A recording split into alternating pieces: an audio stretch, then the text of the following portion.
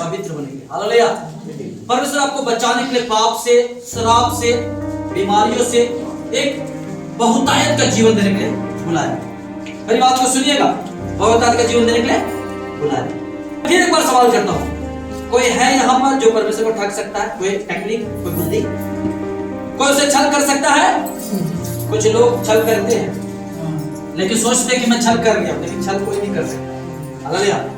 योना के कहानियों से मैं आपको एक बात को आज बताना चाहता हूं कि कौन परमेश्वर को न ठग सकता है। बाइबल कहता है ना परमेश्वर किसी को ठगता है। हालेलुया। किसी को नहीं ठगता। अगर आपको चुना है पवित्र होने के लिए, उस घर में ले जाने के लिए, आपके लिए अगर बनाया है तो आपको जितना प्रयास करना करना। अब कि इस कहानी में देखने जा रहे हैं परमेश्वर वचन है। योना नबी जो है उसको बोला तुम जाओ निनवे में, वहां के लोग बहुत पाप में खो गए हैं, वहां के लोग अथाह पाप कर रहे हैं, मुझसे एकदम दूर हो गए हैं, उसकी पाप बहुत बढ़ गई है।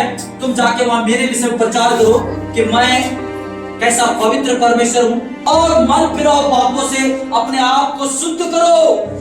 निनवे के लोगों को जाके बताओ। एक निनवे नगर है, वहां के लोगों को जाके बताओ। उस वचन को देखेंगे, पहला अध्याय 2 वचन, पहला अध्याय 2 वचन।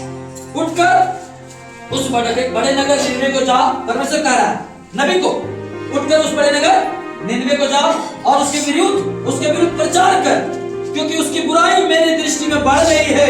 क्या बढ़ गई है? बुराई। और प्रचार करने से स्वर्ण झूठ और घृणा, झूठ से परमेश्वर को घृणा, छल, कोई छल नहीं कर सकता परमेश्वर। मैंने कई लोगों को देखा है छल करके निकले हैं, कोई बात नहीं, निकलने दीजिए, वो अपने समय को बर्बाद कर दिए। कहने का मतलब, अगर मैं परमेश्वर के पास यहाँ पर खड़ा हूं और परमेश्वर चाहता है कि तुम वहां तक आओगे, तुम्हारी सफलता, तुम्हारा तरक्की, तुम्हारा सब कुछ मैंने वहां रखा है, तुम चलते हो वहां तक आओ, तो मैं परमेश्वर में यदि हूं परमेश्वर में, तो यहाँ तक मैं तुरंत परमेश्वर अपने गोद उठा के पहुंचा दूं। जो कुछ हमने मांगा है जिंदगी में, जो मेरा ख्वाब है, जो मेरा सपना है, वो मेरा पूरा हो जाएगा।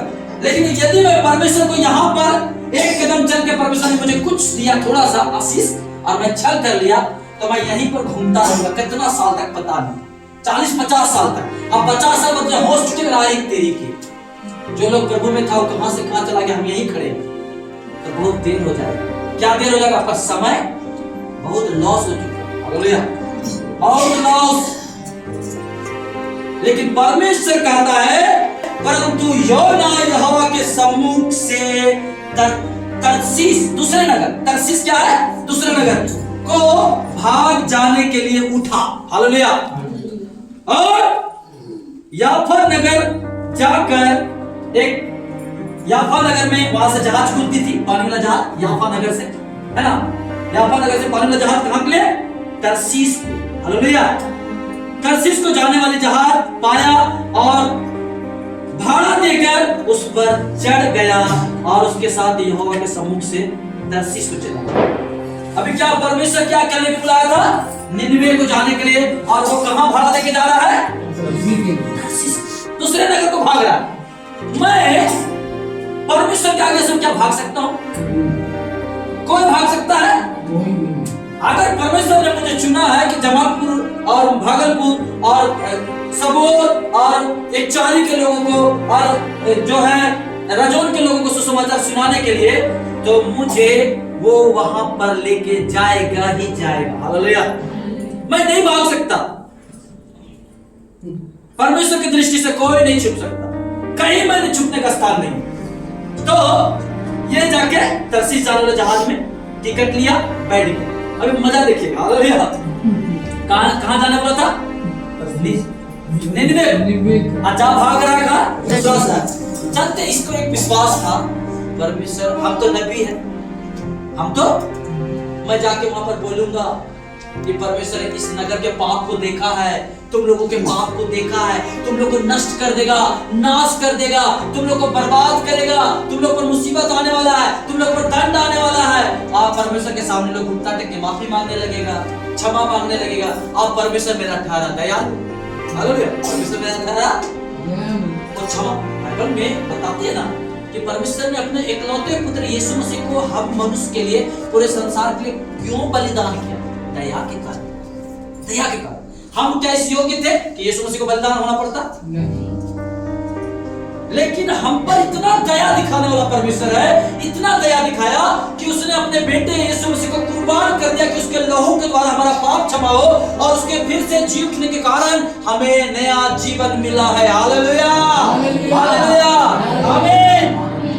परमेश्वर हमारा हमसे प्रेम करता है, हर एक मनुष्य से प्रेम करता है। मनुष्य चूंकि उसकी संतान है, इस कारण परमेश्वर उसका सृजनहार होने के कारण मनुष्य से उसे बहुत प्यार है। और ये बात को ये नबी योना जानता था, नबी योना जानता था कि परमेश्वर बहुत प्यार करता है। जहां घुटना टेका कोई माफी मांगे, कहीं दया है?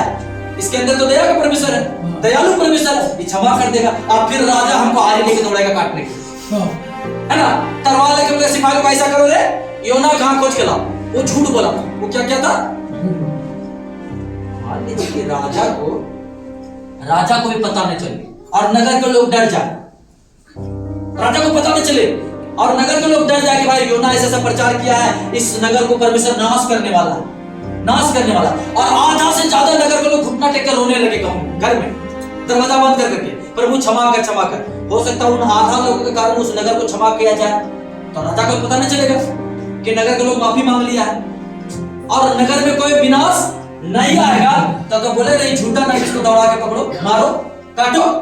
अब योना तो निकल गया कहां? तर्शीश, जहाज में बैठ गया। सुनिए, लिखा है जब यहोवा समुद्र में, तब जब वो तर्शीश वाले जाने वाले जहाज में बैठ गया, अंदर जाके कहां? जहाज में सब लोग ऊपर बिल्डिंग रहता है ना, ऊपर जहां पर माल गोदाम था ना, गेहूं चावल पानी, जहाज में गेहूं चावल, वहां जाके बोरिया बिछा के बोरिया के अंदर घुस के, मतलब कि किसी को पता नहीं चलना चाहिए हम अंदर छुपे हुए, है ना? और लोग को पता भी नहीं है सच में कि एक आदमी छुप गया है।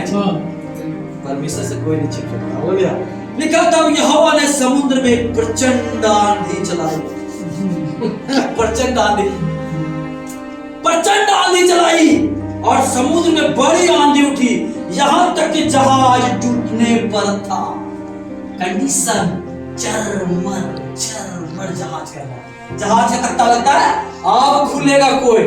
जहाज जब हिचकोला मारता है ना, तो अच्छा नट बोल्ट उखड़ जाएगा, अच्छा नट बोल्ट रिपीट उखड़ जाएगा। तब जहाज जब तख्ता खुल जाएगा तो पानी घुस जाएगा। अब जहाज जो मचमचाने लगा है, चरमर कर रहा है, समझ गया अब टूटने वाला है। अभी क्या करता है?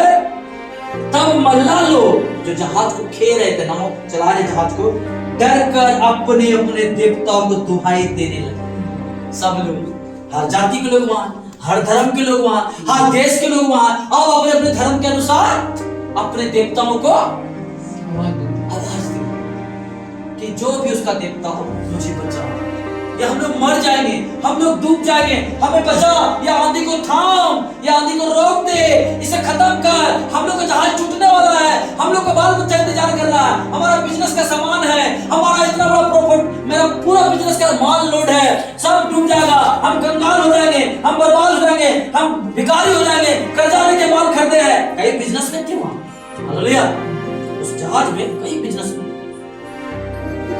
आपको बता देते हैं, एक जहाज में कम से कम 100 ट्रक से भी ज्यादा का माल लगता है। एक ट्रक में 10 लाख से 15 लाख का माल लोड होता है और वहां 100 ट्रक आराम से माल लोड होता है, आराम से, ऐसे जहाज होता है। अब क्या लिखा है? वो डर कर अपने देवताओं को दुहाई देने लगे और जहाज में जो व्यापार की सामग्री थी, जो व्यापार का सामग्री था, उसे समुद्र में फेंकने लगे। हालेलुया, बताइए, आज्ञा एक आदमी नहीं मान रहा, एक आदमी आज्ञा नहीं मान रहा, और नुकसान किसके साथ हो रहा है? सारे लोगों को। इसलिए कहता बाइबल, तुम जगत के नमक। हम एक व्यक्ति, किसी मोहल्ला में एक मसीह व्यक्ति, परमेश्वर की आज्ञा पर चलने वाला, यीशु मसीह को अपना प्रभु मानने वाला, वो प्रार्थना कर, एक व्यक्ति के होने के कारण पूरा समाज का भलाई होता है, पूरा समाज का सुरक्षा होता है, पूरा समाज में कल्याण होता है एक व्यक्ति के कारण। लेकिन एक व्यक्ति अगर परमेश्वर की उपस्थिति से भाग जाए, उस एक व्यक्ति का क्या होता है? पूरा जहाज में जितने लोग हैं, हजारों लोग हो सकते हैं, कई व्यापारी है, उसका क्या नुकसान हो रहा है? कोई कर्जा लेके पूंजी लगा के पैसा खरीदा होगा सामान, किसी का 200 बोरा चावल होगा, किसी का कपास होगा 500 बोरा, किसी का लोहा होगा, किसी का तांबा होगा, किसी का कुछ गाड़ी होगा, किसी का चक्का होगा, क्या होगा बिजनेस का मालूम नहीं, सब तरह का, किसी का कपड़ा होगा, सोना चांदी भी हो सकता है। सब लोग क्या कर रहे हैं? सामान को उठा के फेंक रहे पानी में, क्योंकि जहाज है तो डूब जाएगा। सामान के कारण जहाज नीचे दबा हुआ है, वजन हल्का होगा तो जहाज थोड़ा ऊंचा उठेगा तो पानी जो है घुसेगा नहीं जहाज में। ये सोच के लोग क्या कर रहे हैं? सामान सा एक व्यक्ति आज्ञा नहीं माना और कितना लाखों लोगों का नुकसान हो रहा है। हालेलुया। जब आप आज्ञा नहीं मानते हैं, आपका पूरा परिवार का नुकसान होता है।